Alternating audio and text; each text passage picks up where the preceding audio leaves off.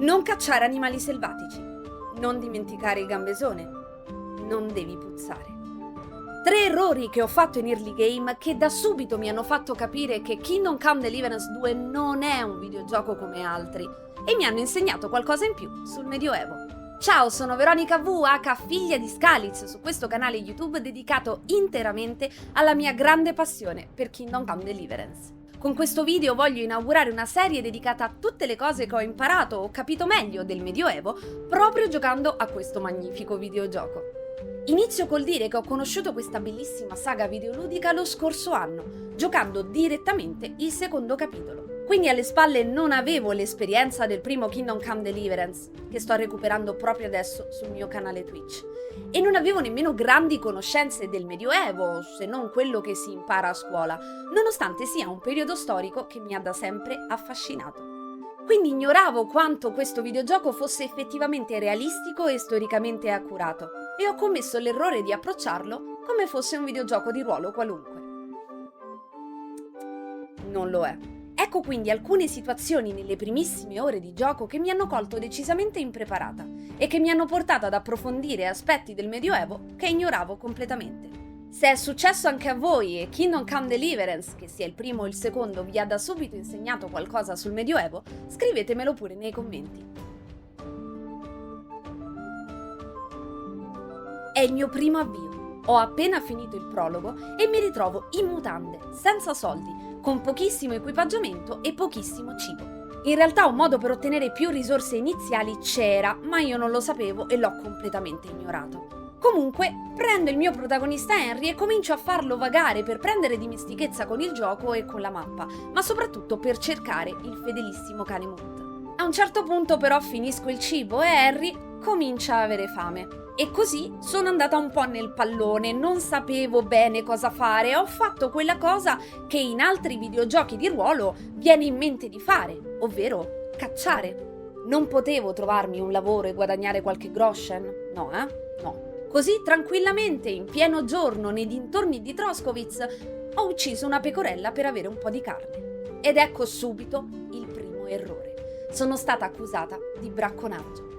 Questo perché uccidere animali selvatici era severamente proibito. Gli animali selvatici appartenevano al re e all'aristocrazia e solo loro potevano cacciarli. Per il crimine di bracconaggio potevi essere severamente punito o addirittura ucciso.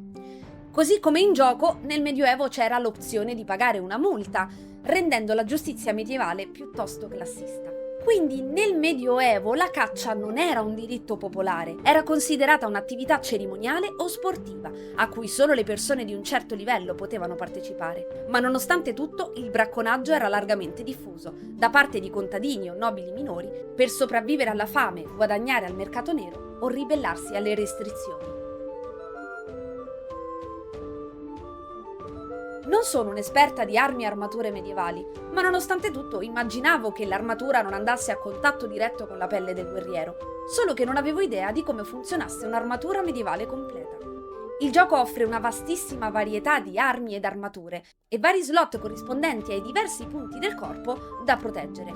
Solo che io, abituata nei videogiochi con un click veloce a mettere i pezzi dell'armatura, continuavo a dimenticare le protezioni. E così sono venuta a conoscenza del gambesone, senza il quale l'armatura non la puoi mettere, te lo dice proprio il gioco.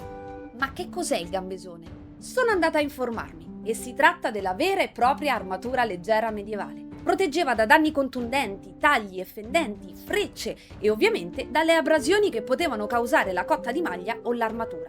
Noto anche come hacketon o farsetto d'arme, si tratta di una tunica costituita da più strati di lino imbottita con lana o altri materiali. Solitamente per l'appunto indossata sotto la cotta di maglia o l'armatura, ma esisteva una versione ancora più spessa, quindi con ancora più strati, che poteva essere indossata senza, magari da chi non poteva permettersi l'armatura o chi voleva viaggiare leggero. Per gli appassionati di scherma storica questa attenzione al dettaglio deve essere stata una vera goduria.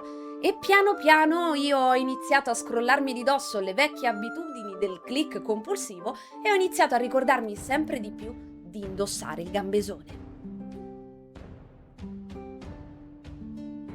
Ormai il falso mito che nel Medioevo le persone non si lavassero è stato sfatato e anche il gioco ce lo dimostra. Se infatti non ti lavi quando l'indicatore della puzza appare a schermo o non lavi i tuoi vestiti sporchi di sangue, come faccio io, gli NPC non saranno felici di starti accanto e anzi persino le tue azioni stealth potrebbero fallire, perché le guardie o gli NPC addormentati, se ti sono troppo vicini mentre puzzi, sentiranno il tuo odore e andranno in allerta. Ma come funzionava l'igiene personale nel Medioevo? Anche qui sono andata ad approfondire. Nel primo Medioevo, nei primi secoli, fare il bagno era un'usanza comune, d'altronde lo facevano anche gli antichi romani. Ma col passare del tempo, specialmente nel tardo Medioevo e nell'età moderna, a causa delle pestilenze, l'usanza del bagno completo in acqua calda venne caldamente sconsigliato. Questo perché i medici dell'epoca credevano che l'acqua calda dilatasse i pori della pelle, permettendo alle malattie di entrare nel corpo.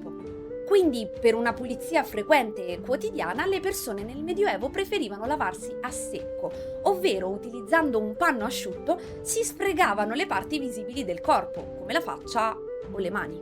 Nonostante questa credenza, in realtà i bagni pubblici, spesso chiamati stufe, con larghe vasche in legno in cui l'acqua era trattenuta da tessuti posizionati sul fondo, erano largamente diffusi. Erano considerati dei veri e propri luoghi di aggregazione sociale, dove potevi anche bere, mangiare e far festa, e persino godere di un po' di compagnia femminile.